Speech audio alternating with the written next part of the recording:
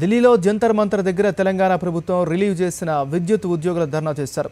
విద్యుత్ ఉద్యోగుల ధర్నాకు వైఎస్ఆర్ కాంగ్రెస్ పార్టీ ఎంపీలు మద్దతు తెలిపారు. తెలంగాణ ప్రభుత్వం తమను ఏకపక్షంగా రిలీవ్ చేసిందని విద్యుత్ ఉద్యోగులు ఆరోపించారు. విభజన పూర్తి కాకముందే టీఎస్ సర్కార్ రిలీవ్ చేయడం అన్యాయమని అన్నారు. తెలంగాణ ప్రభుత్వం రిలీవ్ చేసిన 1253 మంది ఉద్యోగులు ధర్నాలో పాల్గొన్నారు.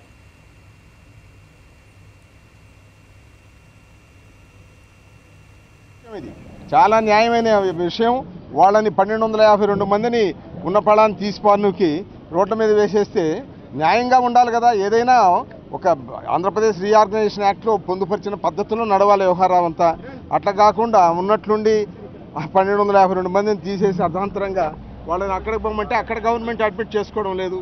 అందువల్ల తప్పనిసరిగా దీనికి పరిష్కార మార్గం చూపించవలసిన బాధ్యత కేంద్ర ప్రభుత్వం మీద ఉంది, తప్పనిసరిగా తెలంగాణ ప్రభుత్వం మీద కూడా ఉంది. అందుకనే తెలంగాణ ముఖ్యమంత్రి గారిని కూడా మేము విజ్ఞప్తి చేస్తున్నాము. మీరు ముఖ్యమంత్రిగా న్యాయం చేయవలసిన అవసరం ఉంది.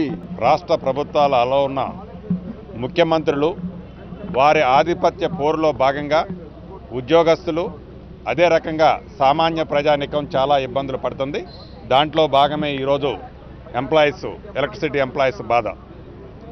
రాష్ట్ర ప్రభుత్వాల విషయంలో ఏదైతే ఈరోజు హోంశాఖ ఇద్దరు సిఎస్ఎల్ని పిలిచి పరిష్కార మార్గం కనుగొనాలని తాతాలాడుతుందో ఈ విషయం ఎప్పుడో చేయాల్సి ఉండే.